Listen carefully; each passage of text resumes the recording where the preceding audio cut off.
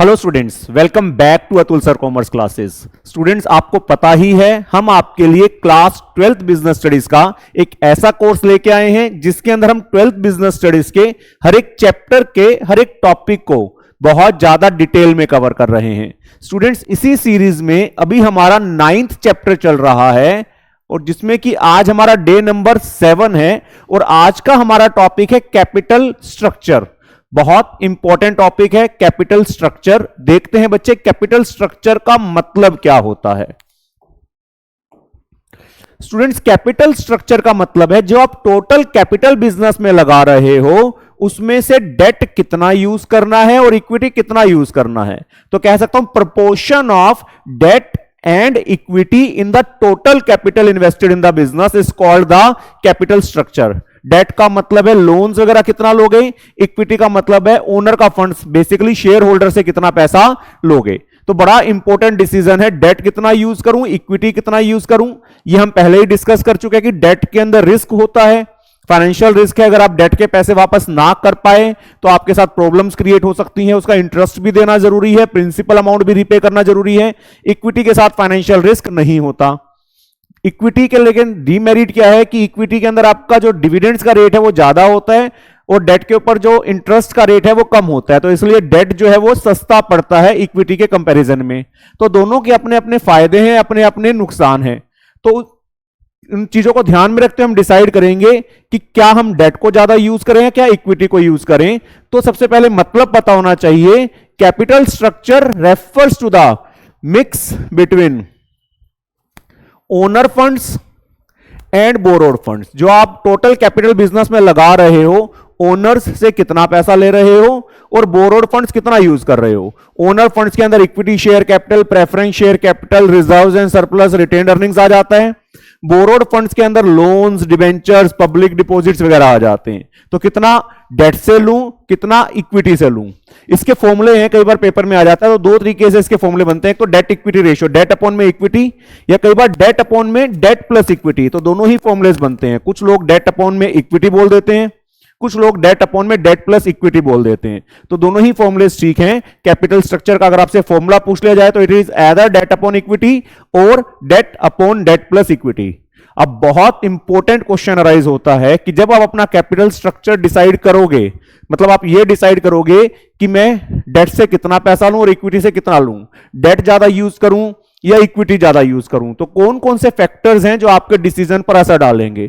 तो बड़ा important topic आता है factors affecting the choice of capital structure.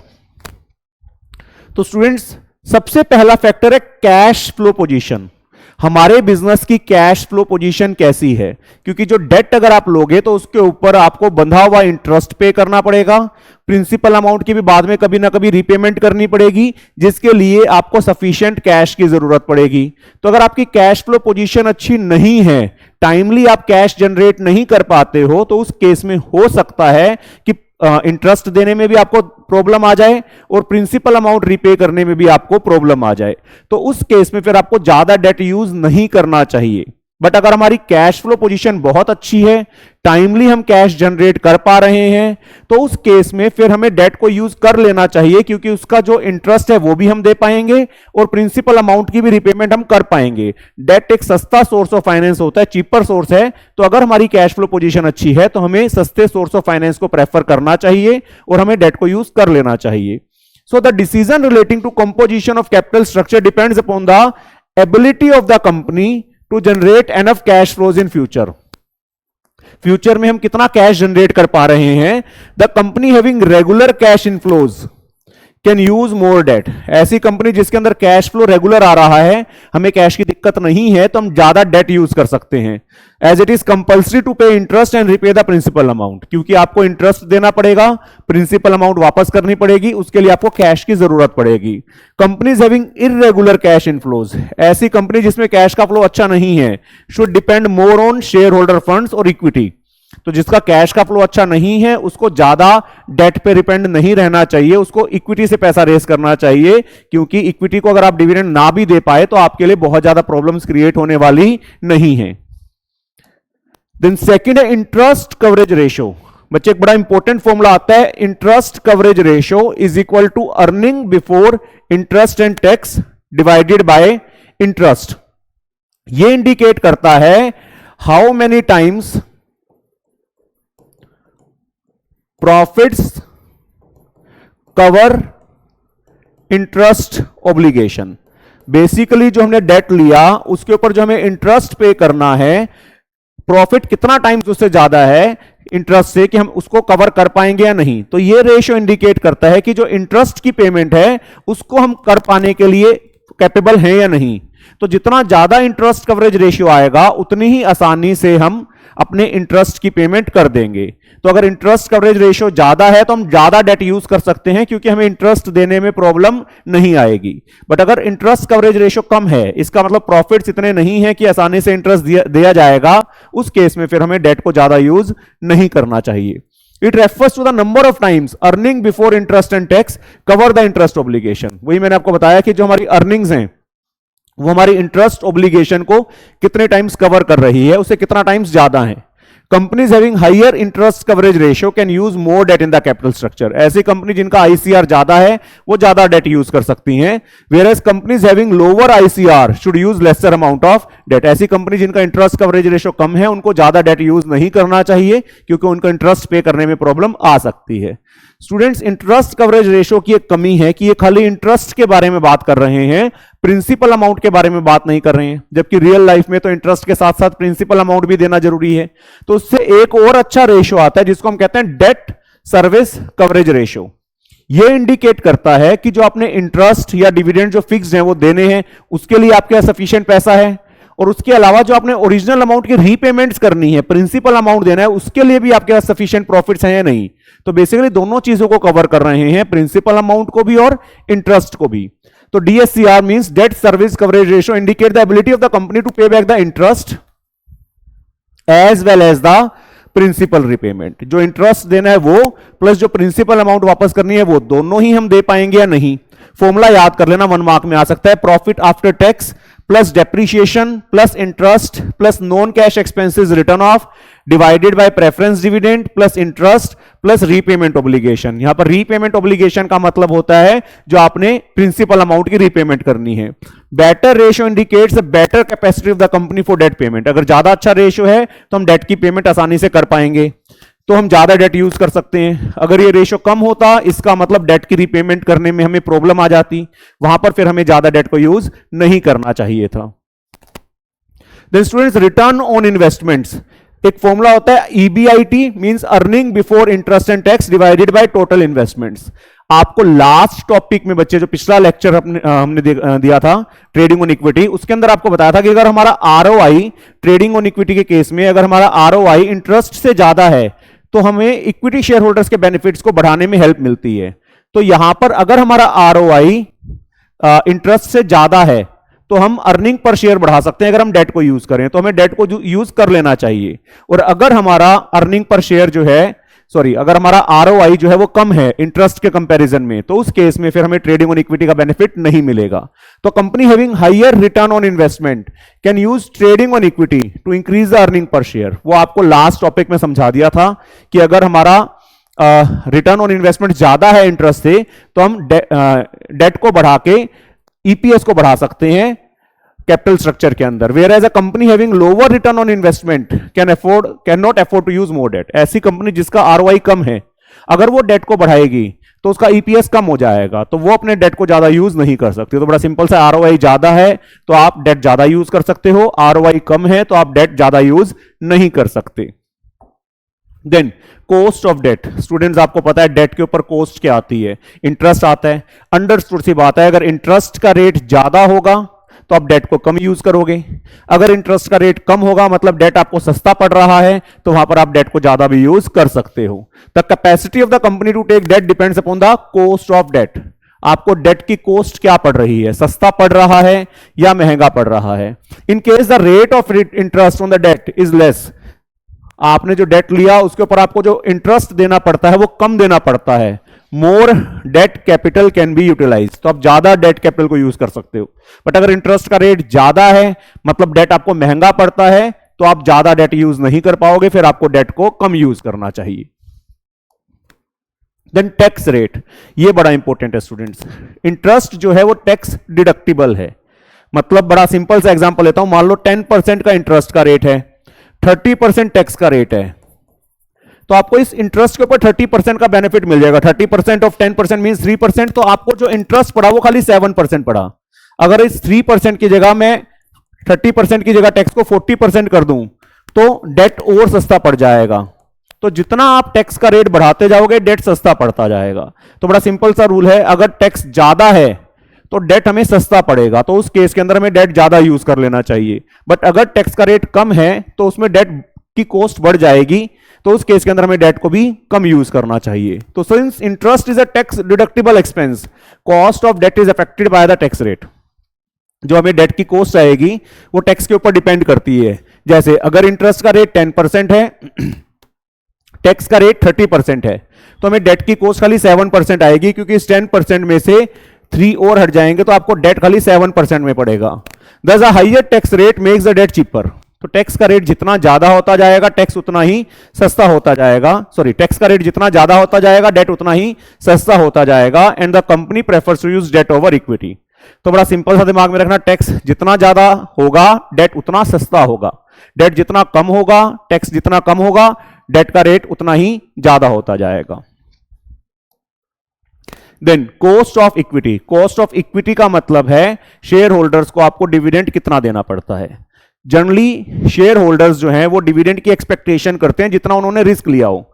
अगर आप डेट को एक लिमिट से ज्यादा यूज कर दोगे तो इक्विटी शेयर होल्डर्स का रिस्क बढ़ जाएगा, क्योंकि आपने मैक्सिमम एसेट्स डेट के लिए गिरवी रख दिए। अब अगर कंपनी फेल हो जाती है तो इक्विटी शेयर होल्डर्स को उनका पैसा वापस नहीं मिलेगा। तो उस केस के अंदर इक्विटी शेयर होल्डर्स ज्यादा डिविडेंड्स डिमांड करना शुरू कर जाएंगे और कॉस्ट ऑफ इक्विटी बहुत ज्यादा बढ़ जाएगा। तो इसलिए डेट को एक लिमिट तक यूज करना चाहिए, क्योंकि अगर उस लिमिट के बाद अगर आपने डेट को यूज करा तो इक्विटी की कॉस्ट बहुत ज्यादा बढ़ जाएगी, बिकॉज वो बहुत ज्यादा डिविडेंड आपसे मांगना शुरू कर देंगे। तो cost of equity capital, that is the expectations of dividends by equity share holders, is affected by the use of debt capital. वो डेट के ऊपर भी डिपेंड करता है। When a company increases debt, the financial risk faced by the equity shareholders also increase. जब company date को use करती है तो इक्विटी शेयर होल्डर्स का भी रिस्क बढ़ जाएगा। As a result they start demanding higher dividends, तो वो ज्यादा डिविडेंड्स मांगना शुरू कर देंगे। Therefore, the use of debt should be made up to debt level which does not cause dissatisfaction among the equity shareholders. तो डेट को इतना ही यूज करो कि इक्विटी शेयर होल्डर्स डिससेटिस्फाई ना हो जाएं। अगर इक्विटी शेयर होल्डर्स को लगता है कि इतना ज्यादा डेट यूज हो गया है, हमारे पैसे वापस नहीं मिलेंगे, तो वो डिविडेंड्स बहुत ज्यादा मांगना शुरू कर देंगे, तो इक्विटी की कॉस्ट बहुत ज्यादा बढ़ जाएगी। तो आपको उसका भी ध्यान रखना है। Then flotation cost. Flotation cost का मतलब होता है जब आपको फाइनेंस रेस करना है तो उसको रेस करने के लिए आपको कितना खर्चा करना पड़ेगा। जैसे आपको शेयर्स या डिबेंचर्स को इश्यू करना है तो आपको मार्केट के अंदर प्रोस्पेक्टस निकालनी पड़ती है, अंडरराइटर्स को कमीशन देनी पड़ती है, ब्रोकर्स को कमीशन देनी पड़ती है, तो खर्चे करने पड़ते हैं। वहां फ्लोटेशन कॉस्ट ज्यादा है। अगर आपको बैंक से लोन लेना है तो फ्लोटेशन कॉस्ट नहीं है। तो अगर आप फ्लोटेशन कॉस्ट को देखोगे तो लोन्स को प्रेफर करोगे, शेयर्स या डिबेंचर्स को प्रेफर नहीं करोगे। Flotation cost is the cost involve in the issue of shares और डिबेंचर्स। जो शेयर्स या डिबेंचर्स को इश्यू करने में खर्चा आता है।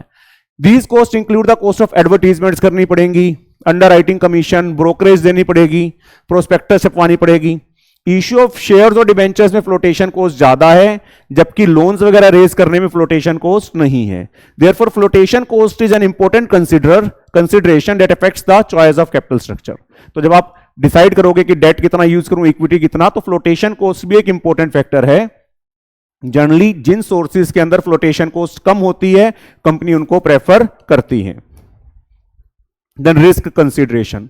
बिजनेस में दो टाइप के रिस्क हैं। एक है बिजनेस रिस्क, जिसको ऑपरेटिंग रिस्क भी बोल देते हैं। जैसे कि आप अपनी फिक्स्ड कॉस्ट, जैसे सैलरी ना दे पाए तो, रेंट ना दे पाए तो ये बिजनेस के नॉर्मली बंधे हुए रिस्क हैं, जिसको ऑपरेटिंग रिस्क बोल देते हैं। फाइनेंशियल रिस्क का मतलब है इनएबिलिटी टू पे the fixed financial charges. Interest है वो ना दे पाए तो, प्रेफरेंस डिविडेंड ना दे पाए, कैपिटल को वापस ना कर पाए, इसको फाइनेंशियल रिस्क कहते हैं। अगर पहले से ही बिजनेस रिस्क बहुत ज्यादा है तो हमें और फाइनेंशियल रिस्क नहीं लेना चाहिए, तो हमें डेट को यूज नहीं करना चाहिए। Then the firm can not afford to take financial risk by using more debt. तो अगर पहले से बिजनेस रिस्क ज्यादा है तो हमें डेट को कम यूज करना चाहिए, और अगर पहले से बिजनेस रिस्क कम है तो आप डेट को ज्यादा यूज कर सकते हो, बट अगर बिजनेस रिस्क पहले से ज्यादा है तो आपको डेट यूज नहीं करना चाहिए। बड़ी सिंपल सी चीज है, अगर पहले से बिजनेस रिस्क ज्यादा है तो फाइनेंशियल रिस्क कम कर लो, डेट कम कर लो, और बिजनेस रिस्क पहले से कम है तो आप थोड़ा सा फाइनेंशियल रिस्क बढ़ा सकते हो, डेट को बढ़ा सकते हो। देन फ्लेक्सिबिलिटी, अगर आप बहुत ज्यादा डेट यूज कर लोगे तो उससे क्या होगा, सारे एसेट्स गिरवी रखे जाएंगे, उसमें फ्यूचर में पैसा रेज करने की फ्लेक्सिबिलिटी खत्म हो जाएगी। बहुत ज्यादा इक्विटी यूज कर लोगे तो इक्विटी की रीपेमेंट नहीं होती, कंपनी उनके पैसे वापस नहीं कर सकती, रिडम्पशन नहीं कर सकती, तो वहां पर कंपनीज ओवर कैपिटलाइज हो जाती हैं। जरूरत के टाइम पर जब पैसा नहीं चाहिए हमें और हमें उनको वापस करना है तो नहीं कर पाएंगे, तो वहां पर पैसा वापस करने की फ्लेक्सिबिलिटी खत्म हो जाएगी। तो अगर हम दोनों को ही बहुत ज्यादा यूज करते हैं तो फ्लेक्सिबिलिटी पे असर पड़ता है, तो इसलिए एक लिमिट तक यूज करें ताकि फ्यूचर के अंदर और पैसा रेज करना है या उनका पैसा वापस करना है उसकी फ्लेक्सिबिलिटी बनी रहे। So flexibility refers to the ability to make changes in the capital structure whenever required. Flexibility का मतलब है कैपिटल स्ट्रक्चर में चेंजेस करने की फ्लेक्सिबिलिटी बनी रहे। अगर आप बहुत ज्यादा डेट यूज कर लोगे तो फ्यूचर में और डेट नहीं रेज कर पाओगे। सिमिलरली बहुत ज्यादा इक्विटी यूज कर लोगे तो ओवर कैपिटलाइजेशन हो जाएगी। तो कंपनी को केयरफुली डेट और इक्विटी को यूज करना चाहिए ताकि फ्लेक्सिबिलिटी बनी रहे, फ्यूचर में और पैसा रेज करना हो तो वो मिल जाए, पैसा वापस करना हो तो वो पैसा वापस भी हो सके। देन कंट्रोल, कंपनी का कंट्रोल शेयर होल्डर्स के हाथों में होता है। अगर और शेयर्स इशू कर दिए जाएंगे तो कंट्रोल कम हो जाएगा, अगर डेट और इशू करेंगे तो कंट्रोल कम नहीं होगा। तो अगर हम कंपनी पे पूरा कंट्रोल रखना चाहते हैं तो हमें डेट को यूज करना चाहिए, अगर हमें कंट्रोल शेयर करने से कोई फर्क नहीं पड़ता तो हम इक्विटी को भी यूज कर सकते हैं। The control of the company lies in the hands of share holders, company का जो कंट्रोल है वो शेयर होल्डर्स के हाथों में है। If the share holders want to maintain tight control over the company then more debt should be used in the capital structure. अगर share holders चाहते हैं कि पूरा कंट्रोल रखें तो डेट को यूज करना चाहिए। अगर शेयर होल्डर्स को कंट्रोल को शेयर करने से फर्क नहीं पड़ता तो इक्विटी शेयर्स को भी इशू करा जा सकता है। देन रेगुलेटरी फ्रेमवर्क, कानून क्या कहता है, शेयर्स या डिबेंचर्स इशू होंगे उसके लिए सेबी की गाइडलाइंस को फॉलो करना पड़ता है। बैंक से जो लोन्स लेंगे उसके लिए गवर्नमेंट की मॉनेटरी पॉलिसी को फॉलो करना पड़ता है। उसमें से आसान क्या है, अगर सेबी की गाइडलाइंस आसान है तो कंपनी शेयर्स या डिबेंचर्स को प्रेफर करेगी, अगर गवर्नमेंट की मॉनेटरी पॉलिसीज आसान है तो कंपनी जो है वो लोन लेना पसंद करेगी। तो जहां पे आसानी से पैसा मिल जाएगा जनरली कंपनीज उनको भी प्रेफर करती हैं। Issue of shares and debentures have to be done within the SEBI guidelines, जो शेयर्स और डिबेंचर्स इशू करेंगे वो सेबी गाइडलाइंस के अकॉर्डिंग होंगे। Whereas for taking loans companies have to follow the regulations of monetary policies, अगर आपको loan लेना है तो मॉनेटरी पॉलिसी को फॉलो करना पड़ेगा। अगर सेबी गाइडलाइंस इजी हैं तो हम शेयर सिक्योरिटी को प्रेफर करेंगे लोन्स के कंपैरिजन में, और अगर गवर्नमेंट की मॉनेटरी पॉलिसीज आसान है तो हम लोन्स को प्रेफर करेंगे शेयर्स और डिबेंचर्स के कंपैरिजन में। देन स्टॉक मार्केट कंडीशंस, ये आपको मैं पहले बता चुका हूं कभी। स्टॉक मार्केट में एक बुलिश कंडीशंस होती है बूम, एक बियरिश कंडीशंस होती है डिप्रेशन। जब बुलिश कंडीशंस होती है मार्केट ग्रो करती है, बिजनेस ग्रो करता है और इन्वेस्टर जो है वो इक्विटी में पैसा लगाना पसंद करता है, तो हमें इक्विटी शेयर्स को ही इशू करना चाहिए।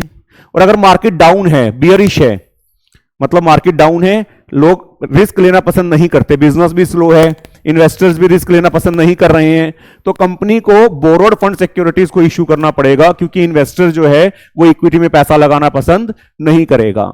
And the last one is capital structure of other companies.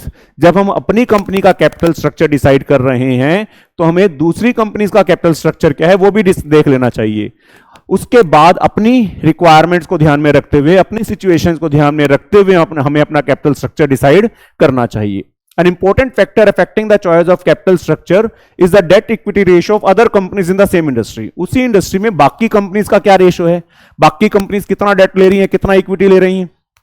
The company should consult the capital structure prevailing in the industry, तो इंडस्ट्री में क्या डेट और इक्विटी में रेशियो चल रहा है उसको स्टडी करें, एंड इट्स ओन रिक्वायरमेंट्स, और अपनी रिक्वायरमेंट्स का ध्यान रखें while selecting a capital structure.